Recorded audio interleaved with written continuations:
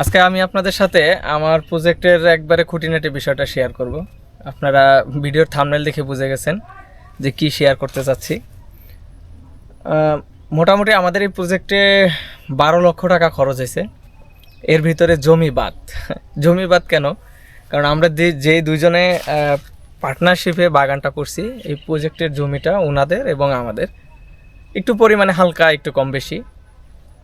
তো আগে যদি প্রজেক্টের এরিয়াটা সম্পর্কে বলতে চাই, মোটামুটি প্রজেক্টটা ঘুরে দেখতে আপনার মিনিমাম 1.5 থেকে 2 ঘন্টা সময় লাগবে। অর্থাৎ আমাদের যে মাচা, হিউজ পরিমাণ মাচা আছে, মানে আপনি এক মাচা থেকে আর এক মাচা যাইতে আর মোটামুটি ভালোই সময় লাগবে। এবং এই পুকুর জাতীয় যত দেখতে পাচ্ছেন, এগুলোর ভিতরে মাছ আছে, আর ভিতরে একটা আরএফএল-এর প্লাস্টিকের নৌকা আছে।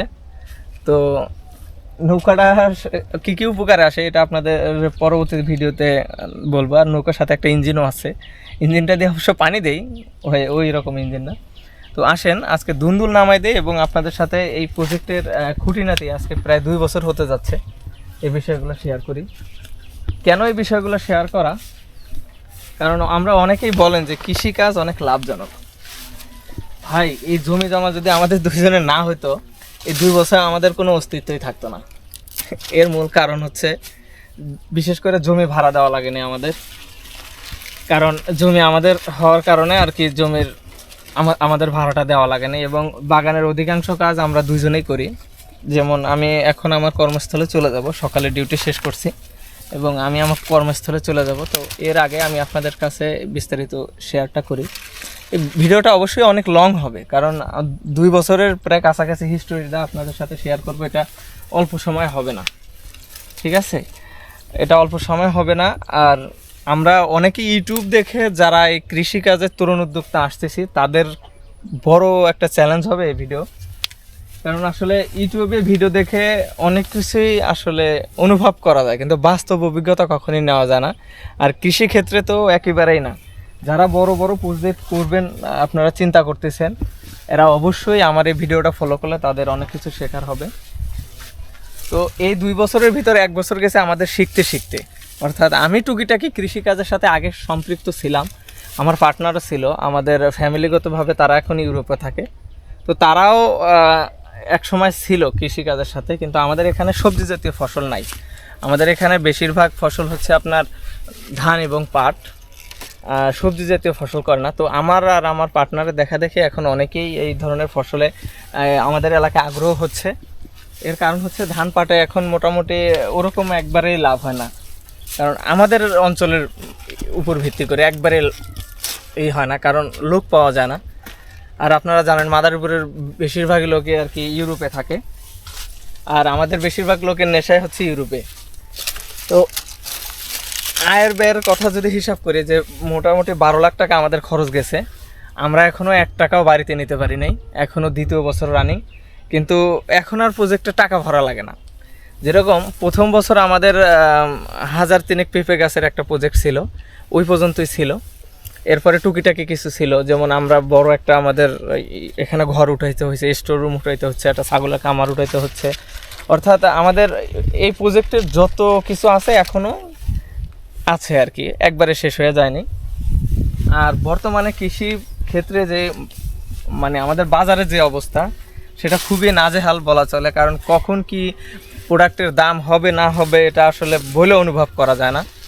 আর আমার মনে হয় যে আমরা দুজনে যদি এরকম প্রতিদিন সকালবেলা, দেখা গেছে আমার পার্টনারের একটা দোকান আছে, বড় দোকান আছে আমাদের মেন মাদারীপুর শহরে, আর আমি হচ্ছি কসমেটিক্সের জগতের মোটামুটি মাদারীপুর শরীয়তপুরের ভিতর হোলসেলার, যারা দোকানে দোকানে পণ্য বিক্রি করে, এদেরকে আমি পণ্য সংগ্রহ করে থাকি। কারণ আমার কসমেটিক্স জগতে দীর্ঘ 12 বছরের যে এক্সপিরিয়েন্স আছে, ওখান থেকেই নিজে আইডিয়া নিয়ে আসলে এক দুই স্টেপ উপরে ব্যবসা করার চিন্তাভাবনা আগে থেকেই ছিল। তো সকালে এখানে দুজনে কাজ করে আমরা দুজনে চলে যাই যার যার কর্মস্থলে। তো আমি আপনাদেরকে একটা মেসেজই দিতে চাই যে আমাদের জমিও নিজস্ব, এবং আমরা দুজনে যে পরিমাণ সকাল থেকে ফজরের নামাজ পড়ে সকাল 10টা পর্যন্ত যে পরিমাণ পরিশ্রম করি, অর্থাৎ একটা মানুষ সারাদিনে যা করবে আমরা দুজনে সকাল 10টার মধ্যে এই কাজগুলো ক্যাপচার করে ফেলি। তো এরপরও আমাদের দেখা গেছে টিকা থাকতে খুবই কষ্টকর। এরপরও যে একটা কষ্টকর বিষয় যে আমাদের এই সব কিছু মেনটেন করে অনেক সময় অনেক কিছু করতে পারি না, যেরকম এখন এই দুন্দুলগুলো নামাই দেওয়ার দরকার, আসলে এখানে এই কাজগুলো করতে পারি না। তো আপনারা এই সার মর্মেই অবশ্য বুঝে নিতে পারেন যে আসলে আমাদের লাভ নাকি লস। তো এটা থেকে কিছু না নিয়ে আমরা দুজনের একজনও কখনোই পিছনের দিকে যাব না, কারণ আমার আর তার জীবনে ইনশাল্লাহ লস বলতে কোনো শব্দ নাই। কারণ আমরা যেখানে হাত দিছি, হয়তো দেরি হইলেও এটার কেন হচ্ছে না, কেন সমস্যা, কি সমস্যা, এগুলাকে আগে খুঁজে বের করার চেষ্টা করি, তারপরে আমরা ওইভাবে আগাচ্ছি। এখন আশা করতেছি আমাদের প্রজেক্টে যেই পরিমাণ মাচা দেওয়া আছে, 2 সিজন বিক্রি করলে আমাদের সব টাকা চলে আসবে, কিন্তু সেটা বড় কথা না। 2টা বছর আমরা দুইজনে এর পিছনে যে সময় দিছি এটা বড় কথা। কিন্তু এটা থেকে আমরা তো শিখছি যে আসলে কিভাবে করলে কৃষিকাজে কিছু একটা করা যাবে, কিন্তু আহামরি কিছু একটা করা যাবে আমার মনে হয় এরকম পরিস্থিতি আমাদের দেশে এখনও সৃষ্টি হয়নি। কারণ কৃষি আপনি করবেন, সব কিছু আপনি করবেন, কিন্তু টাকার বেলায় আপনার কাছে কোনো মাতবাড়ি থাকবে না। মানে বিভিন্ন খাতে এটা ভাগ হয়ে যায়, অর্থাৎ আপনি খরচ করছেন, খরচের বেলায় আপনি আছেন, কিন্তু আসল কাজের বেলায় আপনি নাই। তখন দেখা গেছে এই টাকাটা বিভিন্ন লোকের কাছে ভাগ হয়ে যায়, বিভিন্ন লোক, আড়তদার থেকে শুরু করে যারা ব্যবসায়ী আছে সবাই এটা থেকে মানে ভোগ করে, কিন্তু আসলে একজন কৃষক এটা থেকে ওরকম কোনো বেনিফিট পায় না। এটাই আপনাদের সাথে আমি শেয়ার করতে চাচ্ছি যে আসলে নতুন যারা ইউটিউব দেখে কৃষিকাজে এসে লক্ষ লক্ষ টাকা ইনভেস্ট করতে চান, তাদের পরিণতি কি হতে পারে একটু চিন্তা করেন। আবার অনেকে আছেন বড় বড় চাকরি, ভালো একটা পজিশনে আছেন, দেশের বাড়িতে নিজেদের অনেক জমি জমা আছে, এগুলা করবেন, বড় কৃষি প্রজেক্ট করবেন সব কিছু বাদ দিয়ে, কিন্তু আমাদের দেশে এই ধরনের মার্কেট প্লেস এখনও তৈরি হয়নি। কারণ সব কিছু আমি করব, প্রোডাকশন আমার, উৎপাদন আমার, কিন্তু এর চেয়ে বেশি উপকারভোগী হবে যারা এর পিছনে জড়িত আছে, বিক্রি অর্থাৎ মার্কেটিংয়ে।